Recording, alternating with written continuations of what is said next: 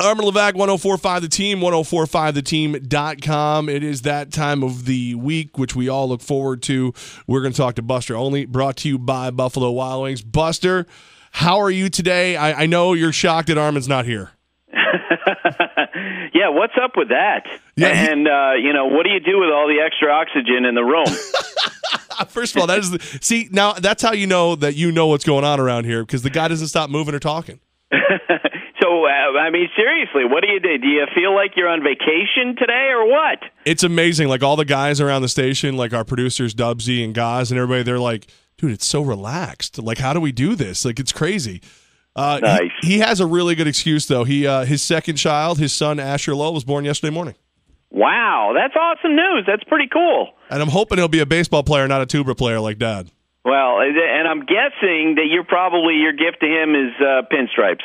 Oh, absolutely. Some kind of a bib and pinstripes, some kind of a Yankee logo on the binky, that sort of thing. Yeah, that and like Red Sox logo on the diaper. It'll you got me. You understand.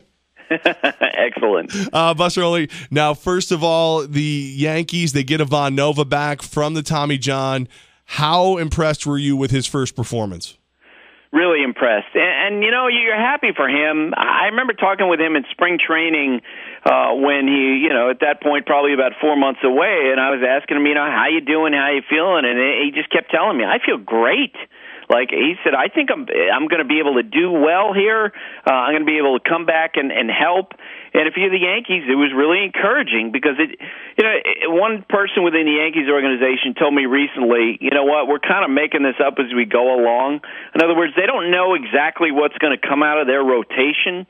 They got a lot of different options, and they throw them against the wall and see what happens. And the fact that Nova threw well yesterday, I think, has got to be encouraging for them as they try to figure out how they're going to deal with situations, potentially injuries, if something popped up with Tanaka, or if Micah Pineda had a problem, or if at some point they're looking for alternatives to CC Sabathia, who's just struggled so much.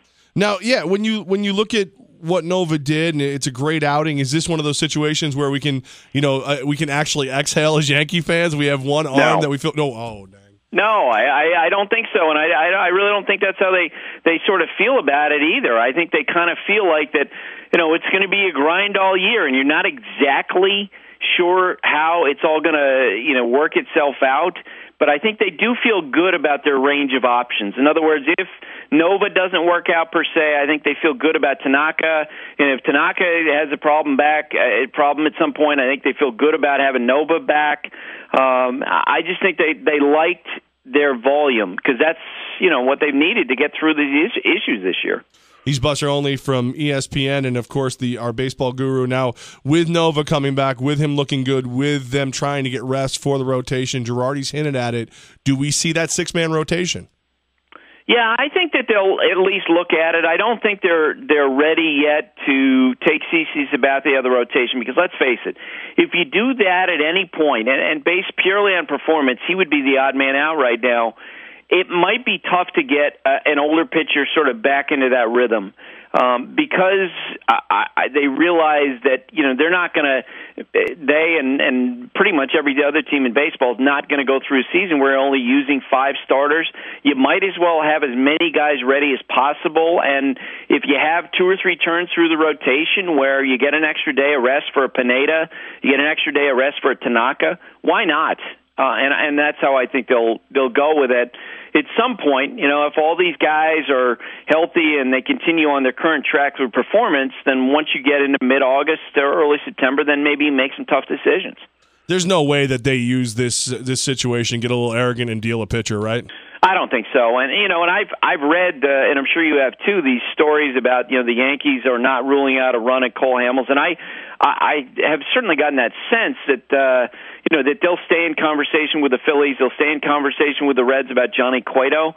But just knowing how much effort they put into rebuilding this farm system the last 2 years, I have a hard time believing that Brian Cashman is going to say, you know what, we're going to pay the seller's price, we're going to pay retail price on a starting pitcher when that really isn't, and you know this as a Yankee fan, that isn't really their issue right now. Their issue is consistency of the offense.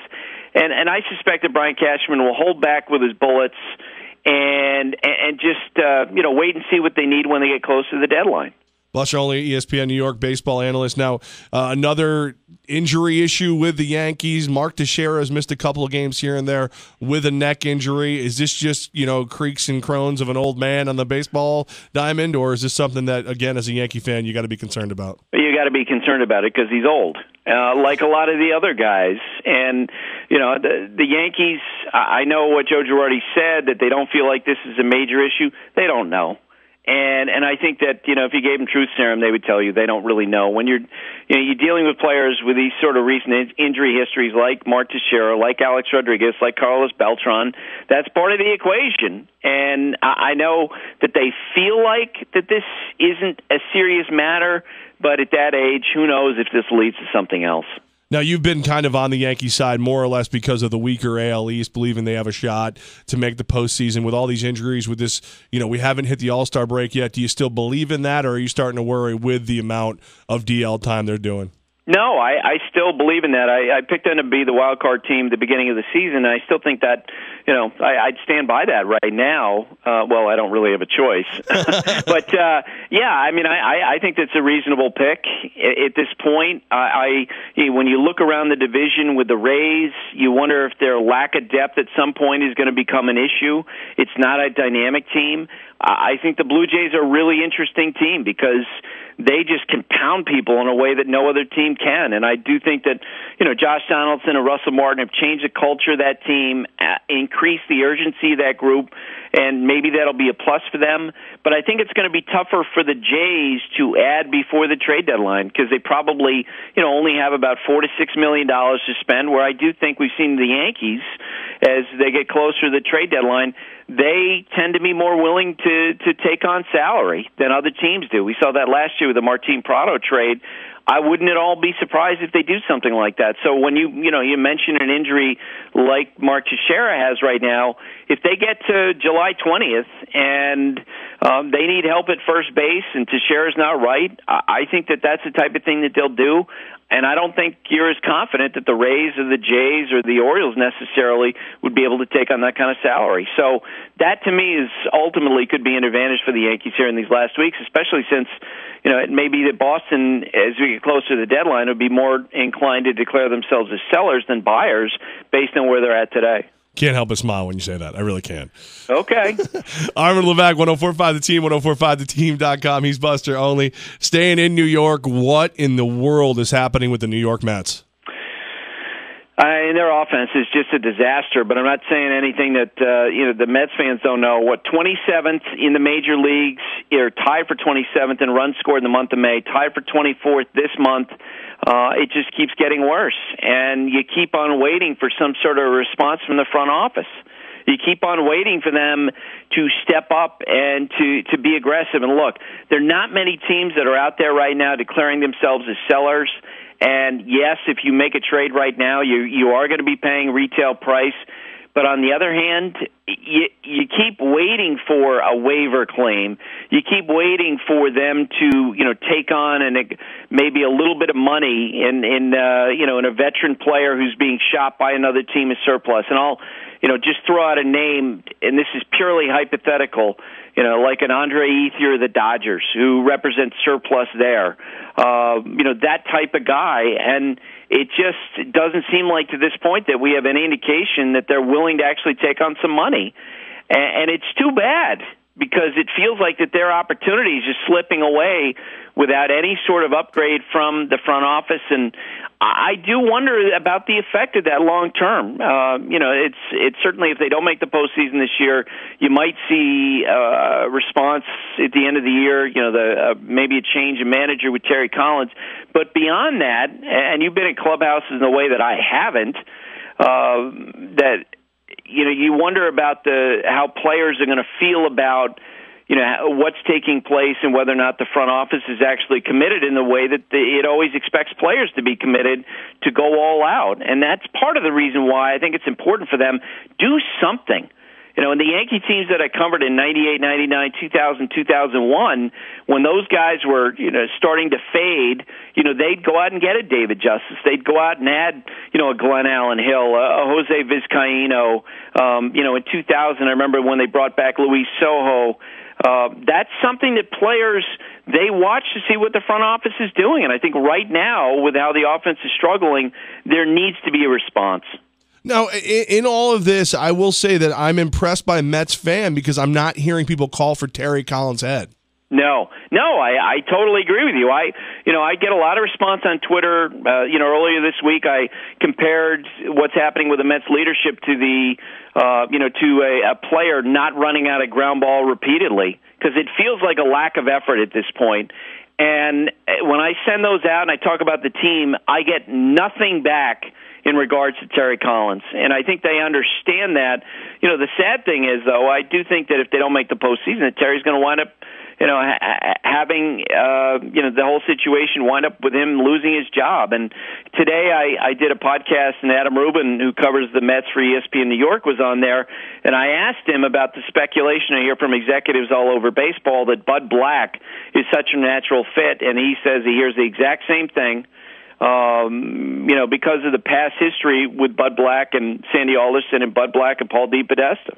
We talked to Adam earlier today, and he thought the surest, easiest solution for the Mets was also the surest, easiest solution for the Cubs. You get some of the Cubs' young bats, you give up some of the Mets' young arms, and both teams are instantly better overnight.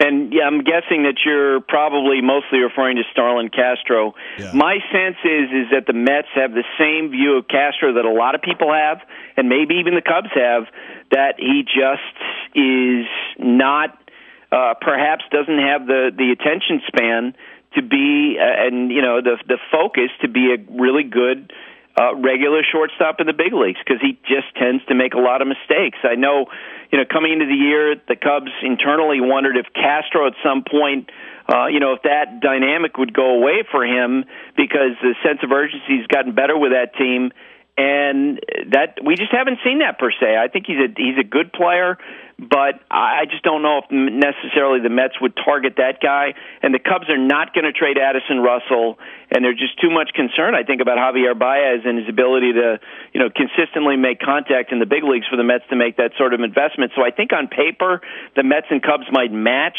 but I think in terms of how evaluators in the respective teams look at the players, I do kind of wonder if they'd actually be able to make a deal. I've been waiting for this opportunity all season, Buster. Who's the better team, Yankees or Mets? I think the Yankees are right now. I think that's clear. I mean, all year we've sort of been hemming and hawing about the thing. And you know what's interesting? And I'm going to put a damper on your question, and I'll throw it back at you. If these two teams were in the postseason, which team would you feel better about? Oh, that pitching is scary. That's the thing about the Mets, and it's part of the reason why I find the lack of effort on the part of the front office there to be so perplexing, because when you look at the starting pitching and you project that into October, boy, you think they could do some damage, and that's why you keep wondering why they aren't adding somebody. Well, Buster, I guess my question would be, how much pine tar can Pineda use? Because then I feel good about my Yankees. Oh, there you go. Before I let you go, Buster, sorry about yesterday. Sorry about your Commodores. Well, you know what, and I, had a lot of people reach out to me overnight, and they're like, sorry, Vanderbilt lost the College World Series to Virginia. I got to say, I'm disappointed for those guys, because they were trying to go back-to-back, and that would have been a really cool accomplishment. And Tim Corbin, their coach, has done such a great job, but as an alumnus of the school, how could I really feel disappointed? They won the championship last year. They came within one game of winning again this year, and you know the nature of baseball, Levack, where anything can happen on a given day. I really feel like that series against Virginia turned in Game 2 when they had an opportunity against an emergency starter, and they didn't take advantage of it. But that's the way baseball goes, and they've always played hard, and they've always done a great job representing the university. And my tip of the cap to Vanderbilt, but mostly a tip of the cap to Virginia, because boy, did they rescue their season midway through and do a great job. If you want to do, your introduction like football from the VU, you can still do it to finish what? up. And maybe Virginia will at some point, but I love the fact that I can say this even though they lost to Virginia. I do think that at this point Vanderbilt gets held up as the standard for baseball programs in college, and that's awesome in the way that Duke does for basketball. I mean, all you have to do is look at this year's draft to agree with that. I mean, that's, and look around the big leagues, and it's cool to go, to clubhouses every weekend and do Sunday Night Baseball and always bump into somebody with a connection with the program. Like this weekend, I'm going to see the Cubs and Mike Baxter played at Vanderbilt, and we'll have a conversation and probably cry to each other. He's Buster Olney. Thank you so much for joining us, sir. Brought to you by Buffalo Wild Wings, and you, my friend, nothing to be ashamed of. Just like you said, Vandy is the class of college baseball in my mind. Well, I appreciate it, Levack. And enjoy your vacation without Armen. Thanks, Buster. Take care.